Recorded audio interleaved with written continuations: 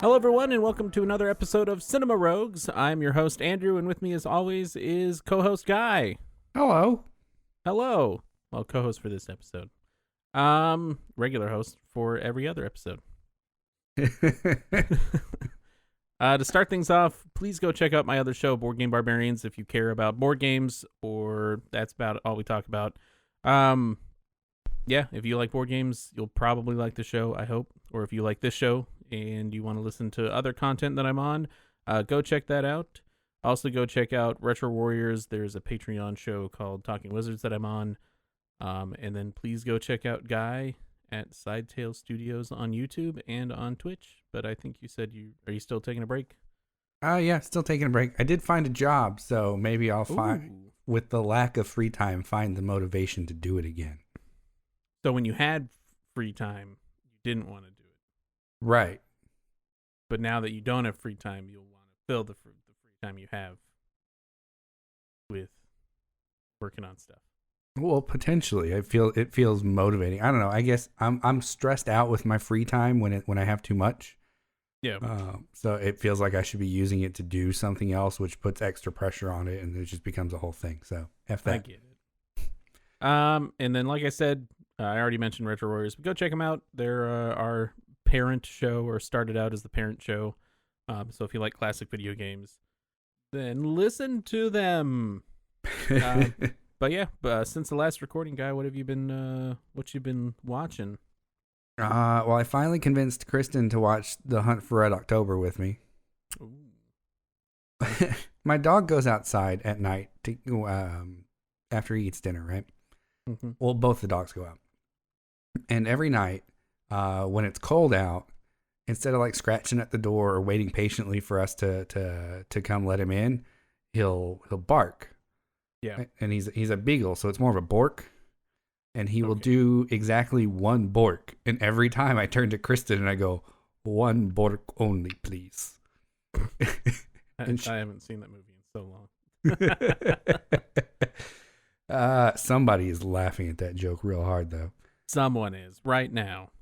So finally I convinced her to watch it, and now she gets the joke, which was the entire reason for us to watch it. It was great. I watched Crack on, I think, Netflix. Maybe it's Hulu. But it's just a documentary about the crack epidemic in the 80s. And sort of the origins of not only where it came from, but how making a designer drug that was popular with rich people in the 70s, cocaine, available to the masses, started becoming problematic. And you know, I don't know. It was really interesting. It's a really focused on, you know, the racial side of things and how all that went down. Yeah.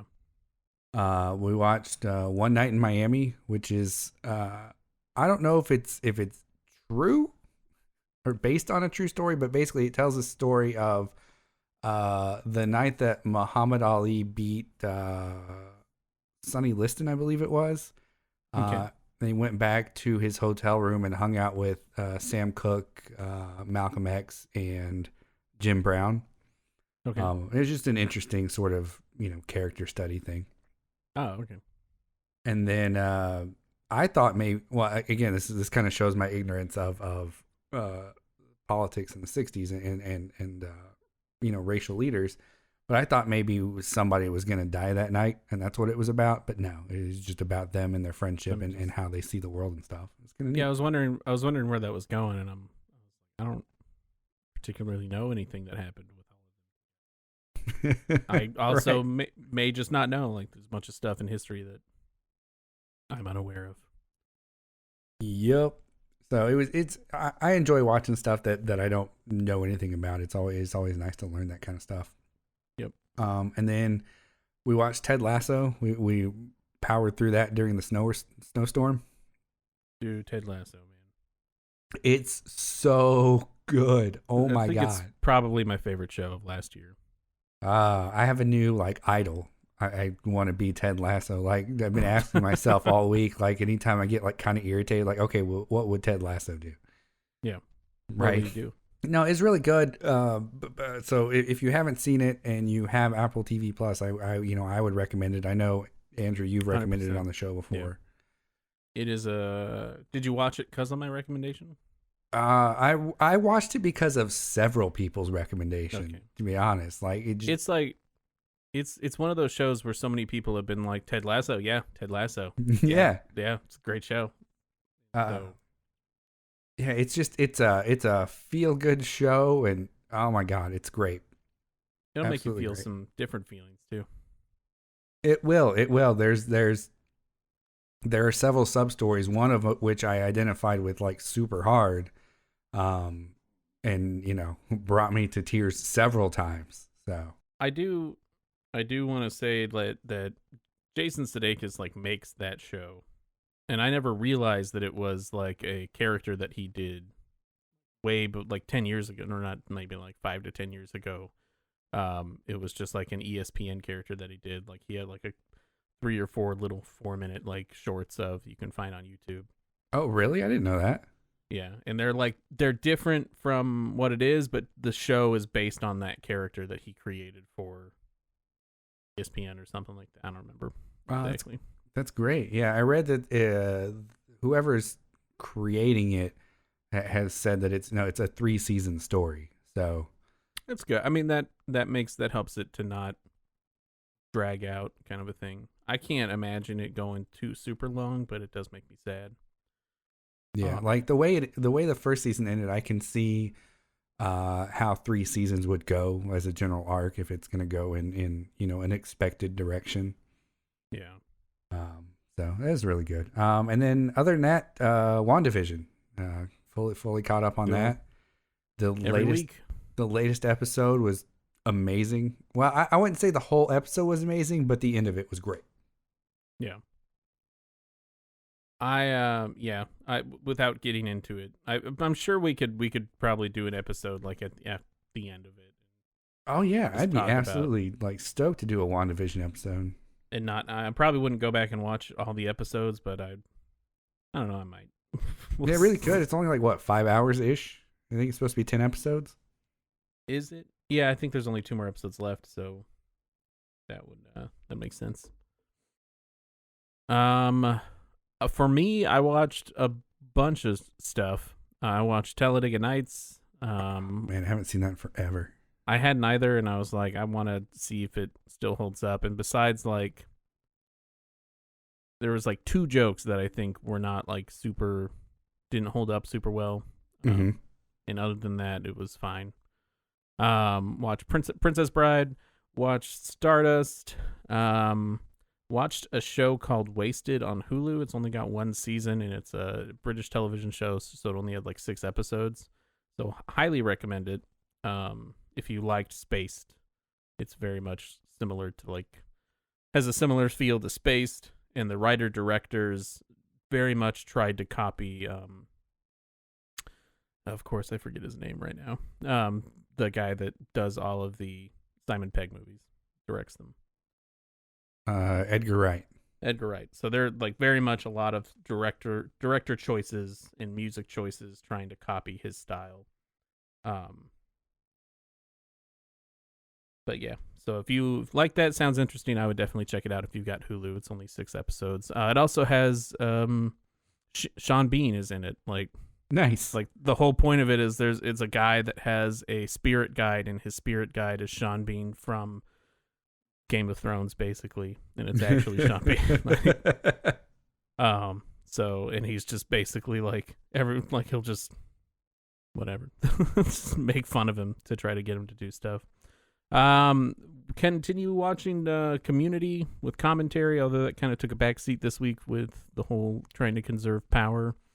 Watched a really dumb movie called Mega Time Squad on Amazon, and that one is about it's just a New Zealand film that's done by I think it was done by the same producers that did Deathgasm, which is another New Zealand film, and if you haven't seen Deathgasm, I highly recommend that one. Watched Spencer Confidential with Mark Wahlberg. Watched the whole Heaven's Gate documentary on HBO.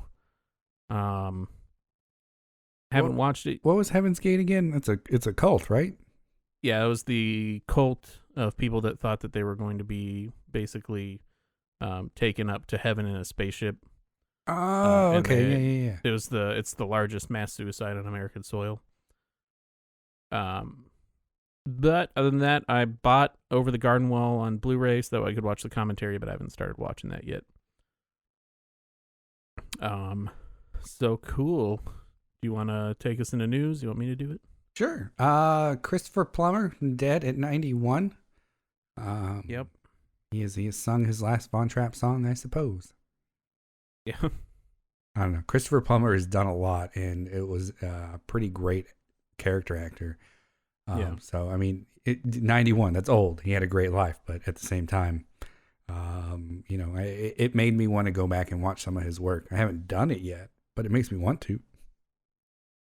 There was a new trailer for the Snyder Cut. Yep. Yeah. Did you watch it? I Of know you course don't watch not. trailers. So No. How was it? it was good. It was good. It looks a lot better than the current cut, I guess. Yeah, I'm pretty excited for it in general. My girlfriend Kristen hasn't seen Justice League, the original one. And we watched through, I think we were talking about earlier, we watched through Man of Steel and Batman versus Superman. So rather than watch the original Justice League cut, we decided just to wait for the Snyder cut to come out and watch that one. Yeah, I would say it's probably a better choice. I don't know. I've kind of very much I don't like Joss Whedon's movies except Serenity. Well, I guess let's skip like around a little bit because let's talk about Joss Whedon for half a fucking second. Okay, that's none of the news. Go ahead, take it over. Oh, it's not in the news? Oh, I was thinking about the yeah. Gina Carano news, which is sort of similarly related. But okay. Joss Whedon is in the headlines again because Charisma Carpenter came out and accused him of running an abusive set, and she has very specific allegations about how he cut her from the show after she got pregnant. And then after that, Sarah Michelle Gellar came out and said that she supports what Charisma Carpenter has come forward and said that she's proud to have been Buffy and be associated with such an amazing show, but she has no desire to ever be associated with Joss Whedon's name again. Yeah. And then Michelle Trachtenberg came out and said that when she was on the show, he was not allowed to be in a room alone with her after a particular incident. That's weird. Yeah. I mean, not weird. That's bad. Right. And that all of that lends extra credence to Ray Fisher's side of the story about, his allegations of Joss Whedon coming in and creating an abusive set during the Justice League reshoots. Yeah. So fun stuff there. I think we talked about it before. Go check it out. It's more than we want to dive into here, but it's definitely worth looking into and understanding what's going on. Especially, yeah, definitely I didn't know half of that stuff, but I also just didn't like Joss Whedon, so I don't look for news about him. So yeah, well, apparently his world is coming down a little bit. Well, shouldn't have done that.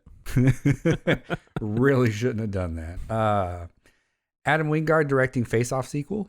You know more about that? That's more of news about the Face Off sequel than it is about Adam Wingard. He's the one that did Godzilla vs. Kong. Is he? That hasn't come out. Yeah, he directed it. Oh, great.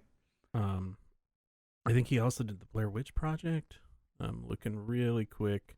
The 2016 Blair Witch Project, yeah. So he's done a bunch of horror movies, but he is slated to direct Face Off 2, if that's what they're going to call it.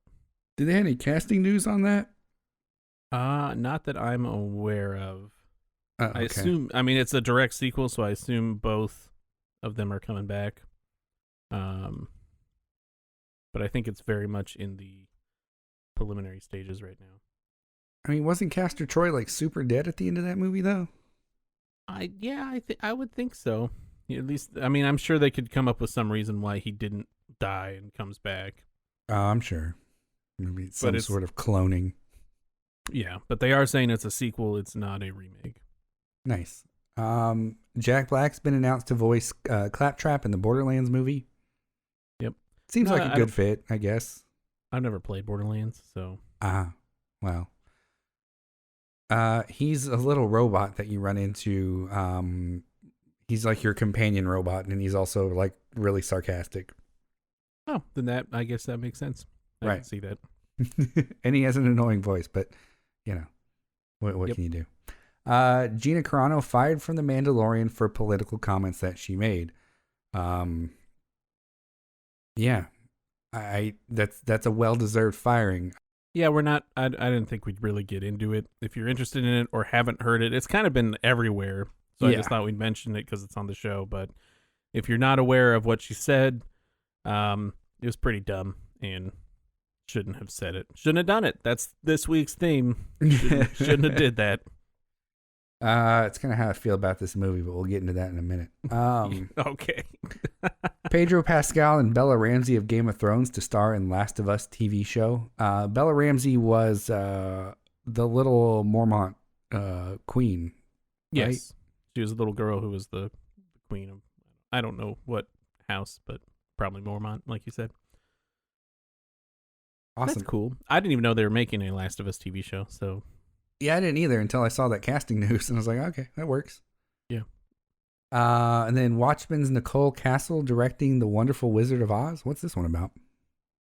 They're doing The Wonderful Wizard of Oz. I think HBO's doing it. I can't remember if it was a show or a movie, but it's going to be like an HBO original. Is The Wonderful Wizard of Oz the Wizard of Oz story that we all know and love, or is it a different book? So I haven't read them in a very long time. The Wizard of Oz, the movie that we know and love, is I think 2 books mushed together.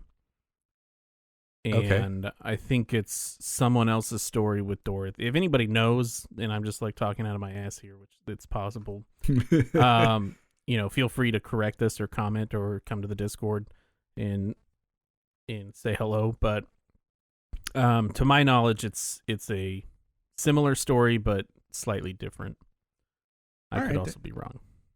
I don't think it's going to be a musical.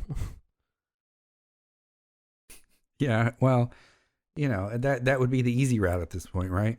Right. Just completely remake it. Dude, I'm a sucker for an Oz movie. I don't know what it is, like, but I know that I have sat down and intentionally watched, like, was it the Oz, that movie, Oz the Great and Powerful, or whatever it was? Yeah, I watched that also multiple times, like twice, I think. I like The Wizard of Oz as a theme, or as a I guess theme is correct. But they don't really make a whole lot of movies. You got The Wizard of Oz, you had Return to Oz, and then you had Oz the Great and Powerful. And I don't know why people don't make more movies or use it more. I know there's a lot of like sci-fi stuff out there. Like there's a sci-fi original. You also had that show Tin Man. Yeah. On like, well, I don't know, there's sci-fi or something in like 10 years ago. Think so, yeah. But I don't know why people don't use it more. I wonder if it's because the rights are in the public domain, so nobody wants to like make it and then have somebody, I don't know. Who knows? Oh, you also have Wicked. It's ancillary. Wicked. That is true. You do have Wicked. And weren't there a couple of like movies? What am I trying to think of? What's her name was in that from Forgetting Sarah Marshall? I don't know what you're talking about. I thought there was one where she played like Kristen Bell. No, the other girl from Jackie Kunis? From that '70s show. Mila Kunis. Yeah. Was she not in Oz the Great and Powerful? Oh, she was in that. Okay, that's the one I'm thinking of. Never mind. All right, glad we went down that rabbit hole. Well, let's get into it. So this week we are talking about The Little Things, and this is a synopsis. After being called back to L.A. for another purpose, Joe Deacon is pulled back into an unsolved serial killer case he was in charge of, and he tries to solve it once and for all.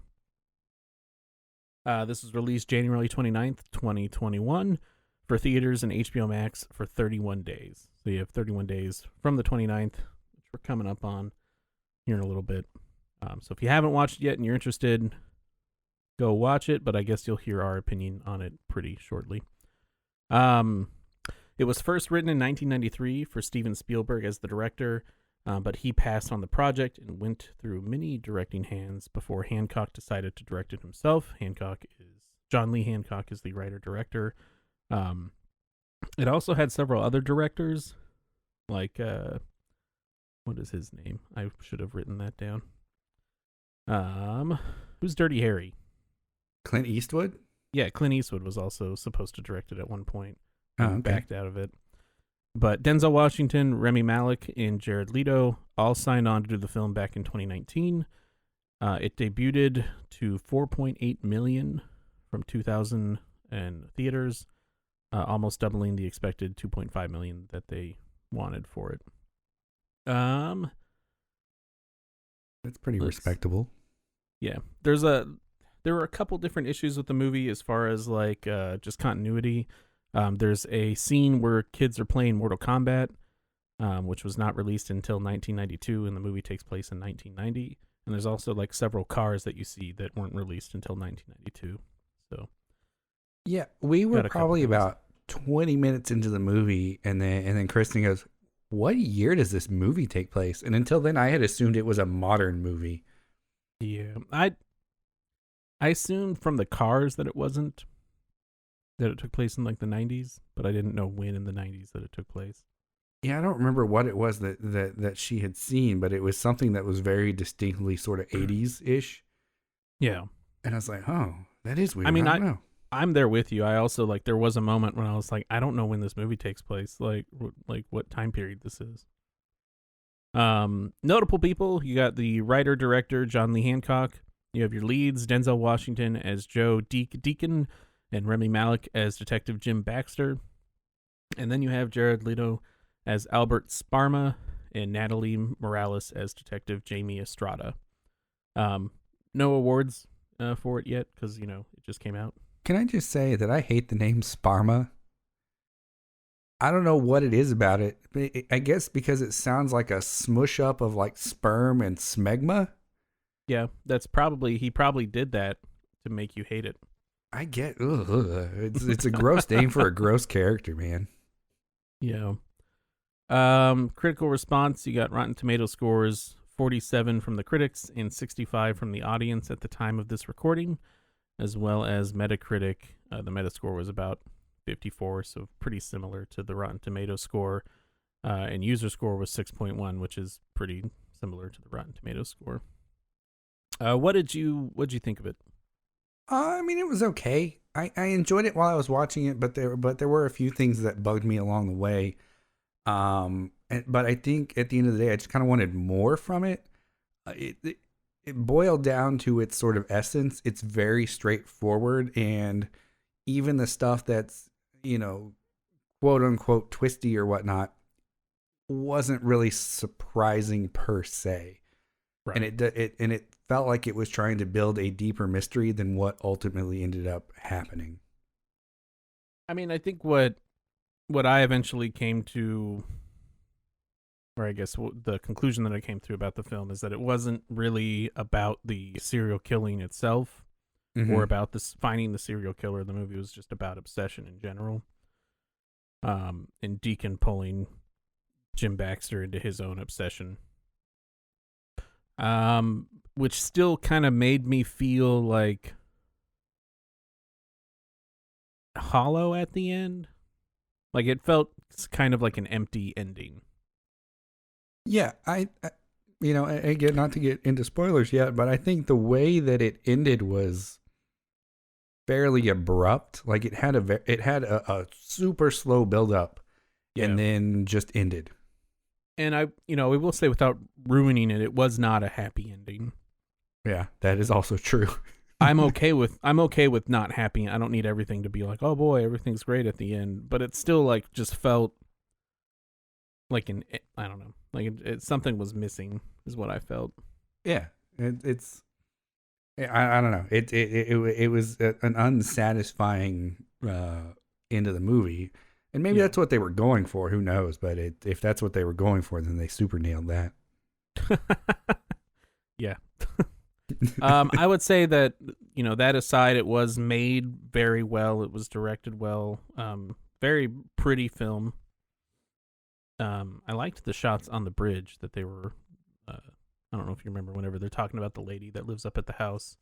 Oh yeah. I did like that. Those are really pretty shots. But yeah, what do you think? Do you recommend it? I would recommend it if you have HBO Max and you catch this episode before it goes away, or wait for it to come back. I definitely wouldn't go to theaters to see it. Yeah. It's even societal risks aside, I don't think it's worth the $20 you're gonna end up spending. Yeah, I would definitely agree with that. If you already have HBO Max and it's free, then I would go ahead and watch it, but I wouldn't go searching for it. It's definitely not worth the COVID risk to go see it. I like that we have to measure things against the COVID risk right now. Right. I mean, I don't like it, but it's amusing to me the way it's just kind of slipped into our everyday factor of how we evaluate things. Right. Yeah, I wouldn't go outside for it, but I'd watch it if I could stay in my house. Right. I think we were all making similar evaluations this week during the fucking snowpocalypse. Right. Yeah. I would say it's not worth watching it during the snowpocalypse. If you're stressing out over other stuff. If you have any other stresses in your life, maybe don't. But if you have, was it like 2 hours? I think. Yeah, it was right. It was almost right at 2 hours, I think. Yeah. If you got 2 hours and you want to watch Denzel Washington and Rami Malek and Jared Leto. My wife hates Jared Leto so much, and so like I kind of tricked her into watching it. Like we got into the movie, and she was like, "Is that Jared Leto?" And I was like, "Yep." And she was like, "Okay, I'm already in it." Are you speaking of Jared Leto? Let me sidetrack and go back a little bit here. Are you excited about his Joker being more in the Snyder Cut? I don't. Did you see a picture of it at all or anything? No, I saw like maybe I did. Like it looked like a picture of him, and it was like a Reddit article, or it was on Reddit, a Reddit link, excuse me, with a picture of him that said something about him being in the Snyder Cut, which I don't think he was in the original Justice League at all, right? I do not remember him being in the original Justice League. And in the Snyder Cut, the trailer. Looks like a very different, actually looks and sounds like a very different Joker from Suicide Squad. Oh, interesting. So it kind of shows him. I don't know if you know a lot about, I mean, yeah, you do. I don't know why I asked that. But in Flashpoint, how everything's kind of like messed up. And yeah. The alternate, and even in, I don't know, you didn't see the movie, so I don't know why I'm bringing it up. But in the alternate, in the last Justice League, or the original cut, there's like the scenes where Batman's in like the wasteland, and it's kind of like Batman, was it year 100, I think, or year one? I know what you're talking about. I think it's year one, where he's like all like post-apocalyptic Batman. Mm-hmm. It's in one of those scenes in the trailer, Joker turns around and he's got like, his makeup's all smeared on his face, and he doesn't have the shitty tattoos or anything.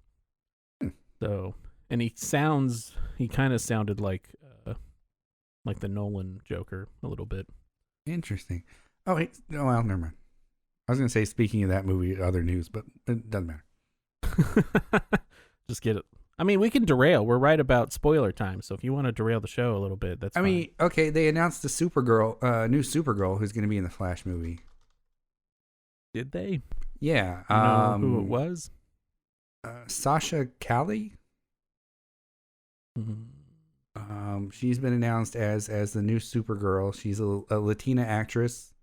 And Melissa Benoist has weighed in. She's playing Supergirl right now on the CW. She seems super stoked about the casting. Yeah, I don't know. She's going to be playing Gara Zor-El in the Flash movie. But nice. In reading about that, I also read that the director was saying that Ben Affleck's Batman is going to be the baseline Batman before Barry starts doing Barry things and changing everything. Yeah, I kind of see them using the Flash movie to just change some things, because I know Ben Affleck wanted out of the movie, or he felt like he wanted out of the movie, but I also heard that he wants to come back now. So I don't really know what's happening. I'd wish they'd just solidify their universe and not keep messing things up. I have a modicum of hope that that's what this Flash movie is going to do, and that's how they're going to use Flashpoint. Yeah, I'm also very excited for the Batman movie with Robert Pattinson. Like, I haven't most Batman movies, for whatever reason, I'm very like skeptical of, and like because I like the comics a lot. Mm-hmm. But for whatever reason, like what I've seen from the Robert Pattinson one, I'm like, yeah, I'm down for this Batman movie. Do it. Awesome. Well, spoiler time.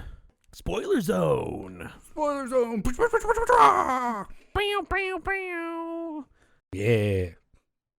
Let's get into it. Everyone dies. No, I'm just kidding. What? You go first. I'm just gonna make you go first. All right. Okay. So, like I said, watching this movie, I had problems with it, and the first thing that really bothered me was in that scene where they're investigating that one lady's apartment. I forgot which lady, but yeah. But basically, they're in her apartment investigating her death, and then all of a sudden,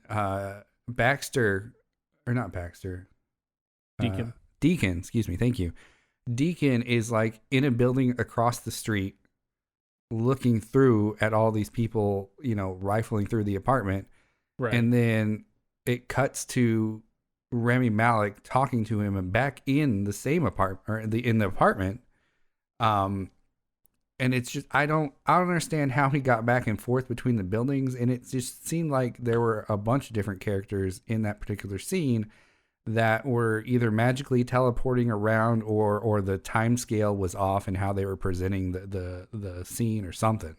I think it was more of that. I think that was like a director's choice that I mean, I followed it pretty well and didn't really, I guess I didn't even notice it, honestly. Like, he's over there, now he's back over there, and that's fine. Like, I don't even know, man.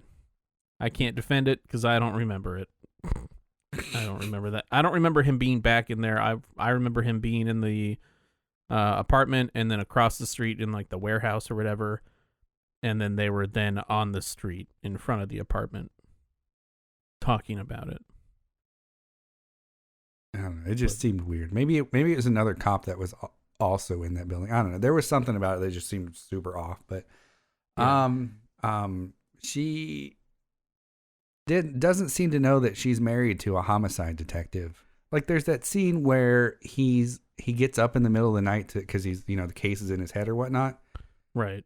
And then she wakes up, walks out, and sees him like outside thinking, and then just kind of looks annoyed at him. Yeah, I mean, I'm gonna like play devil's advocate with all of your points, just because we're on a show. I mean, I could see her. She's still a human being. Like, she's gonna get irritated with him, like, at some point, even though she knows that his job is that. But yeah, I can definitely see, like, I don't know if that needs to be conveyed in the movie. Right. And she seemed to be like giving Deacon the side eye a whole lot for no particular reason. When he was there, she seemed irritated that he was there. Yeah. Like, why would you bring this other cop here? But I feel like most of his friends are going to be police officers. Like, why would she be upset that he brought another police officer to their house? Right. And she seemed like cordial to him or whatever, until he started talking about police things, and then she seemed like just mad at him for talking about police things. Why are you talking about? Well, I mean, it could be the whole like no business at home kind of a thing. I guess it seemed to me like she was suspicious of him, like corrupting her husband or getting her husband to do his job better or something. It was weird. I could see that. I didn't really think about that at the time. I did notice whenever he was there that she was like upset for some reason, and I don't know why. Like, she was just like, I don't know why this guy's here or talking to my kids. I want to say something real quick. Like, yeah, go for it. He has no jurisdiction, like, in this entire movie, and he keeps doing like police work and showing his badge, And like somebody has to notice that his badge says a different town on it or a different city than LA. Like it doesn't say LA on it or Los Angeles. Yeah, I So mean, like I think that fits in with his whole, the end of the movie, and how they reveal that he covered up an accidental killing, that he did. that he did, and he had help covering it up, and then after the at the end of this movie, he covered up again an accidental killing. So he's doesn't seem like the most non-compromised cop ever. Right, it's just weird that nobody ever questioned it. Like he showed it to like that one whenever he goes back to the apartment, he shows it to that lady, and I just imagine like that lady just going like, you've already been here and you have no jurisdiction, please leave. Like Right. or maybe she just doesn't care. I don't know. Like it just felt weird that he was like kicking down doors sort of and like had no right to do it. Like it's not like he's a deputized like going to LA. I did enjoy that bit where he's looking through Jared Leto's apartment, and then all of a sudden he hears the call for Officer Down, and he's got to hide on the roof. Yeah. Well, he wasn't supposed to be there. So, yeah, that was. I guess this movie is also just about like morality choices because they shouldn't have been anywhere near any of that. Yeah, no, they really shouldn't have. And I don't know. It's I don't know. I thought that bit was funny to me because I feel like there are better ways of handling that situation than hiding on a roof. But okay, let's go with it. Well, yeah. I did like the roof scene. I think I had the most problems with the sort of last 30 minutes of the movie. When Deacon goes to get coffee for them, and then Baxter, for whatever reason, decides, hey, I'm going to get in a car with the guy I 90% know is a serial killer. Yeah. Well, we also don't know if he was the serial killer. Like that was very ambiguous at the end. I guess I think he was just a creepy dude. He was a creepy dude, but he also had like the news clippings for all of the killings that Deacon cared about. Like he had a news clipping from the night that the woman that he shot, died. I don't know. It's like the whole movie is so ambiguous, but just because they do kind of specify that whatever Jism's name, whatever his name is, I don't remember. What was it? Sperma? Sparma, yeah. Sparma's a crime aficionado. He's got the police radio in there. He likes being called in. He likes looking at all that stuff. So I would say it's not off base for him to just have news clippings of random murders. I do realize that in the box, like they're all related specifically to the crimes that Deacon was following. But right. Well, and they're all the crimes that have that particular MO, which again, like you said, it could just be that he's following that MO because he's like playing private detective himself, like in his brain kind of a thing. Right. He had, I believe I looked at it today. He had like a lucky rabbit's foot and something else in there that seemed like they could be trophies. Yeah. But again, that, there's that ambiguity there, but I don't, it seems like a non-rational choice for Rami Malek to get in, especially knowing that Deacon was going to be back soon because he was just going around the corner to get coffee. Yeah, I don't know why anyone. I mean, we sat there too. Whenever he got in the car, we're like, why would you get in a car with a guy that you think is a serial killer? Like, even though you're not a woman, and that's his MO is murdering women, why would you get in the car and go with him anywhere, even if he's like, I know where the bodies are? But then they leave, and what's his face? Deacon comes out and like gets in his car and takes off after them. And then randomly guesses the correct like 4 or 5 blind turns in a row, and then drives. Because he gets the turns right, but drives past the gate, right? Yeah. And then has to come back. Well, he's a master at following people. He knows where they go. He knows how to look at the road and see the specific his specific wheel tracks. Is he goddamn RoboCop? I don't know. I'm just making that. He's got like infrared vision. He's got heat vision. Yeah, you can tell where the tires moved recently. Yeah, I didn't get that because they clearly show that like when Sparma exits the highway and then Deacon follows him, that you cannot see where he is. Right, and he's very much behind them as far as like them being able to open up the gate and go through. Right. So I just that bothered me a lot, and then he makes him dig like 3 holes before he gets fucking beat to death. Yeah, he gets shoveled to the face. Right. So you just had this dude dig. I don't know. They looked like 3 or 4 foot holes before he's like, oh no, maybe it's over there, right? Oh yeah. So he spent a good solid 30 minutes or so digging holes. Oh, it takes way longer than that. That looked like pretty dry dirt too. Right. I'm pretty sure that was like hours. Yeah, so maybe Deacon was driving around for hours and guessing roads. Like that's another thing where like the time didn't seem to add up quite right. Yeah. But anyway, so he spends however much time digging these holes, and in the middle of digging the hole just swings his fucking shovel at Jared Leto, and then it kills him. And it seems like that's a lot of power to have in your arm still after digging that many fucking holes.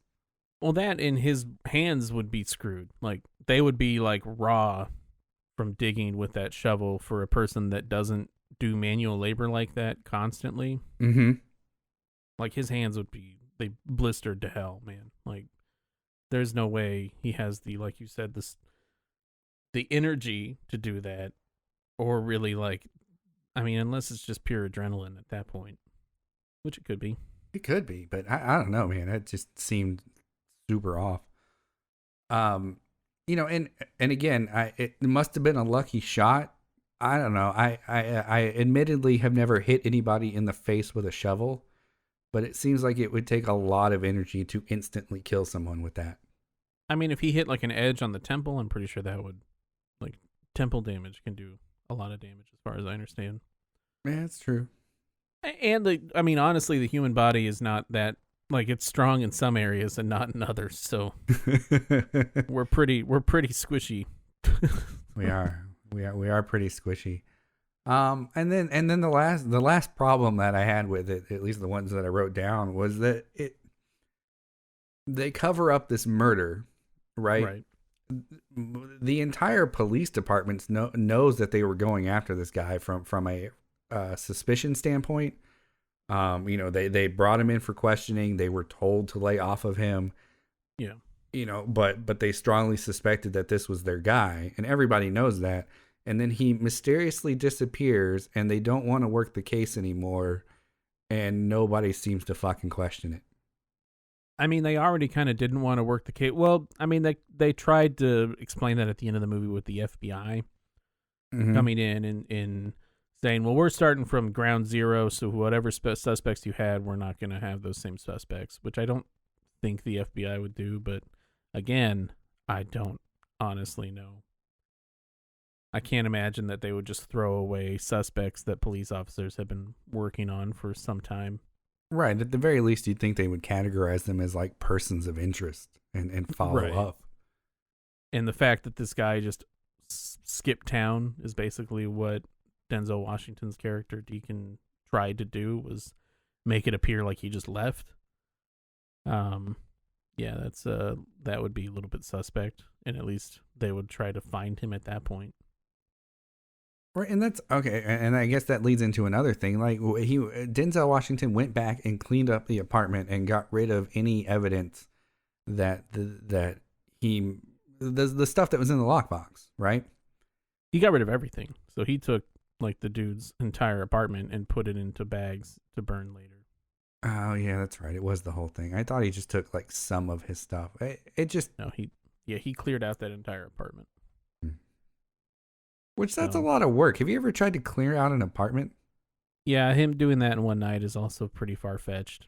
I also like I guess good on him for trying to clear Baxter's like head or whatever by giving him the little brooch, the red brooch that he was looking for, but also like kind of shitty, like giving him hope that he figured it out or that he solved the case. Yeah, I can see both sides of that for sure. Like I almost wrote that down in a sort of why did he even send the Barrette, right? Like from Yeah. a lot of standpoints, it doesn't make any sense. But I get the way the movie was trying to imply it, that he's giving closure to Baxter so that he can move on with his life or whatnot. Right. But I don't know that a red Barrette would necessarily be the best way to do that. I mean, they made a point of it in the movie that that's what, that the woman that was abducted or that went missing during the case had a red Barrette that she always wore. And that's where, I don't know, the movie kind of shifted, because it shifted from just trying to find the guy that's doing the murders or the serial killer to finding the serial killer who they also suspect is who abducted this girl that was out jogging. And I feel like it was the dude that killed himself, like the guy that they brought in that cried whenever Deacon was there. Mm-hmm. Yeah. Like it was probably him, I think. That's an interesting idea. Like, and there's even the point in the movie, because like his reaction whenever he starts bringing up, before they mention like the older murders, like whenever they're mentioning the new stuff, yeah, and he like starts crying during it. I mean, that could just be him. Like, I don't know. I think it would be interesting if it was him, because there's even the part in the movie whenever they're like, hope it wasn't him, whenever like he kills himself. Right. Like, yeah. I even looked for it at the beginning of the movie, like the opening shot. Whenever you see the guy walking towards her, he walks differently than Sparma does. Yeah, and has different boots. And I kept looking for that. Like I kept looking for a shot of Sparma walking the same way with boots, and I was even like, well, he could have changed his shoes, or he could walk the weird way he walks in the movie, because like it's his way of covering it up. Like the magician with the fishbowl. Yeah, from Prestige. Yeah, like that. His life is the magic trick. Well, back to the Barrette thing real quick. Like, why not just send a picture of the Barrette? Why not send a cryptic letter that says, "Found it, it's gone." Something along those lines.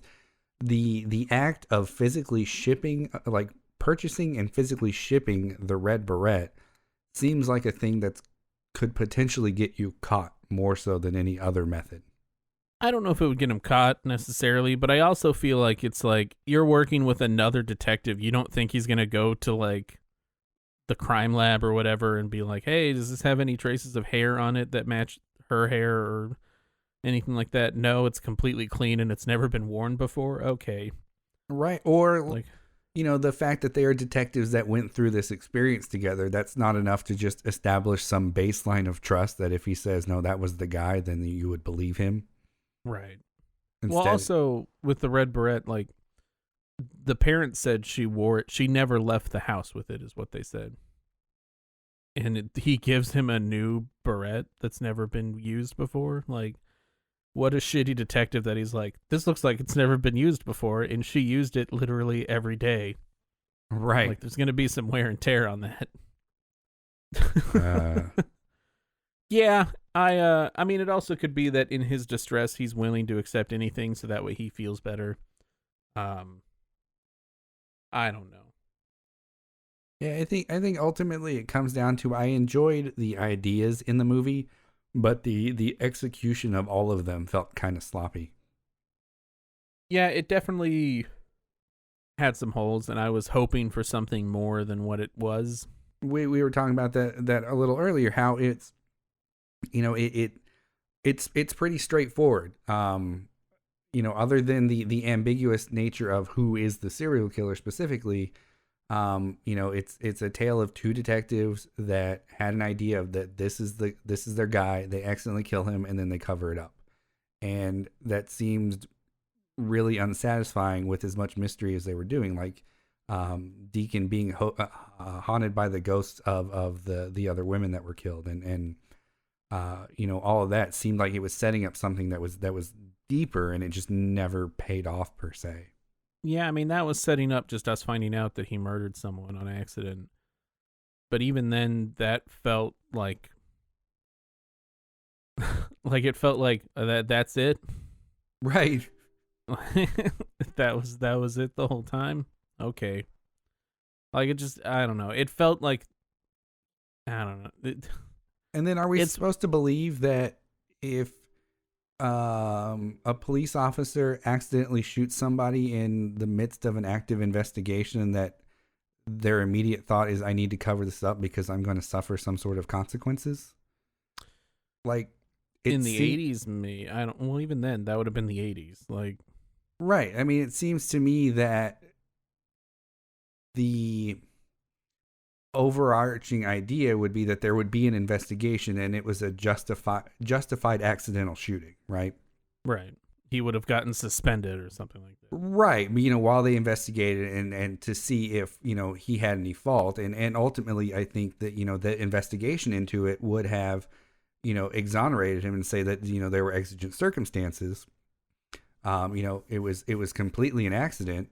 But so for the immediate thought for him to be like, oh no, I need to cover this up, and then to get help from the coroner and his boss to do the cover up seemed kind of far fetched as well. So I think what we've come to the conclusion is this feels like a 90s movie. Yeah, there you go. Because it was written in 1993. And I guess he never updated the script. Guess not. Well, I didn't really have much more on that. I did want to say that I thought that all of the actors in this movie did a great job. I'm not usually a Denzel Washington fan. I don't dislike him or anything like that. I just don't usually watch most of his movies. Saw Man on Fire, that was good. But I thought this was, he did a great job. A lot better than what I've seen before, or a lot different. Rami Malek is always great. And even though I'm not a huge fan of Jared Leto, he did a great job in this movie as his character. Oh yeah, he did a great job being super gross and creepy.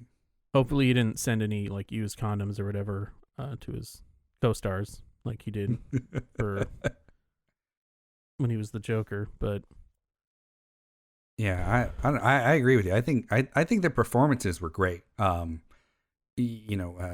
Denzel Washington was very believable.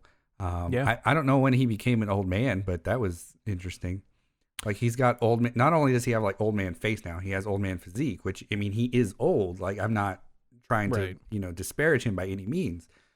It's just been a while since I've seen him, I guess. Yeah, me too. I guess Rami Malek also, I didn't trust his character for the longest time because I don't trust his face or something. I don't know. I didn't. My reason was not because of his face. I just felt like his character was very uppity, like he felt high and mighty kind of a thing. But yeah, I can see that. I don't know.